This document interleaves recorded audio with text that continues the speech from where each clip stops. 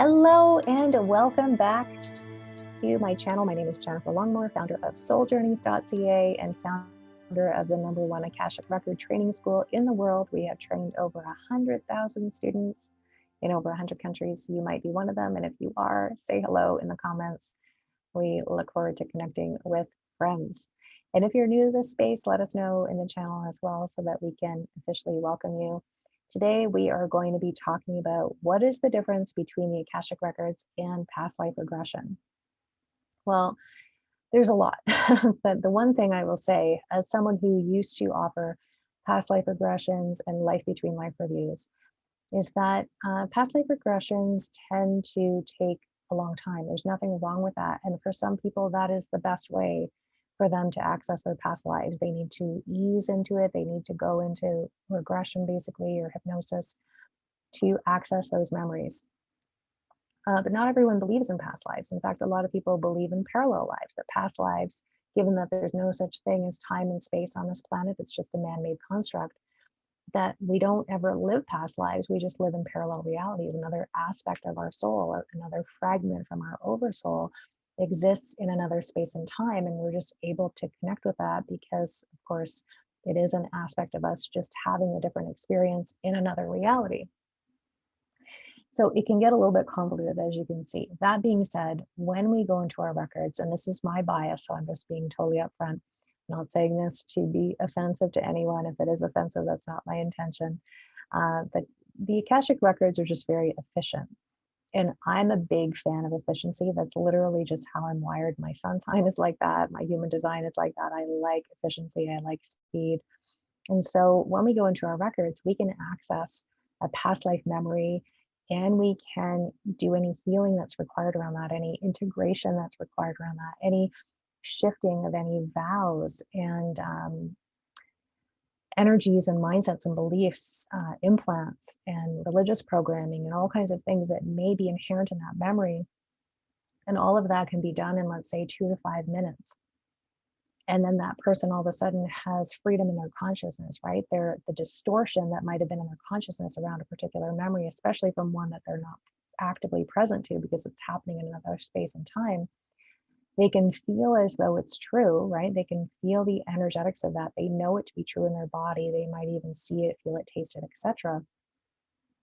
But they don't need to marinate in it. And they don't need to expend a lot of time. So if you think about having an hour reading with someone, the past life regression, you go because you specifically want to uncover your past lives, right? So you're going on an archaeological dig. It's kind of, it can be an energy of distraction for some people because we're going to purposely access stuff that we don't even know that we need to access. And we don't know how deep we're going to go because we may not be ready to access it. Whereas in the records, when we go into the records with specific questions like, how come I keep experiencing this? Or how can I create more of this? Or how can I create less of this? Or is it appropriate and in my highest good to move to this location? I'm having some nigglies around it. I'm not sure if I want to move there, whatever it may be. If it is related to a past life, it will come up in the context of that question because it's one of the many layers of energy that needs to be shifted, transmuted, etc., in order for that person to have more clarity or to make the decisions that are aligned for them, or to know that whatever they're choosing is in alignment with their highest timeline, with the purpose that they came in for this lifetime. That's why the guides give us the guidance that they do, to always support us in living our most aligned, purposeful life. So when we ask questions in there, if there is a past life reason why we're having a hiccup, so to speak, right? Or something that's preventing us from moving to our next level, because maybe we made a vow in another lifetime, or maybe we did something really bad, so to speak, in another lifetime where we're still holding some unconscious guilt around it. We don't feel worthy of having more. We don't feel worthy of living a great life. Or maybe there's, again, like as I mentioned, some religious programming or various things like that that keep us stuck in that moment in time, right? We have some cellular memory around that needs to be transmuted, then it will come up. So as I mentioned, just to recap, the past life regressions tend to take a long period of time. Sometimes they can take up to 5 hours being in hypnosis or being in a regression. That can be very exhausting for you. That can be very exhausting for the practitioner to be that present.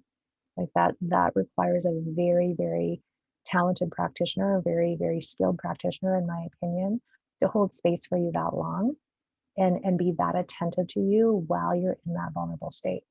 The other thing about past life regression is that not everyone is able to surrender to a hypnosis or a regression. They're either not wired for that, they might be very cerebral, or they just have trust issues that are not related to the practitioner, but there's a level of vulnerability that's required, right? Whereas in the records, you're fully present, you're fully awake, you're very lucid. You get to actively participate essentially in that regression. You get to see it and feel it in real time. You get to maintain your fully present conscious self as you're going through that. So it really depends on what people are looking for. There's no right or wrong. As I mentioned, I obviously have a bias, but I also know that doing an actual hypnosis and regression can be really helpful for people as well. So hopefully that was helpful in helping you see the difference between how the records can help you access past lives and how a regression would do that. If you want to go deeper into your records and you haven't done so already, I recommend that you download the free soul acceleration system that I have, which goes deeper into how you can access your records, how you can use them, the actual process for opening your records, and then a guided meditation for those of you that feel that you need a little bit of guidance in that area. I know for me, sometimes I appreciate having a visual as well, or having someone else guide me through, especially if I'm nervous or I'm not sure if I'm doing it right. That's something we hear a lot, which is why we created it. So I would recommend that you download that. It's free. There's a lot of value in that. And then you automatically get added to our email list where you're getting daily messages from the Akasha. These are little mini pep talks from your record keepers, almost like little messages from the universe every day, almost like your little Akashic oracle deck, right, in an email form. And people love those. So if you're not already on our email list, I highly recommend that you get on it to access that. So just go to souljourneys.ca/soul. I hope this was helpful for you. I look forward to seeing you next time. Have a great day.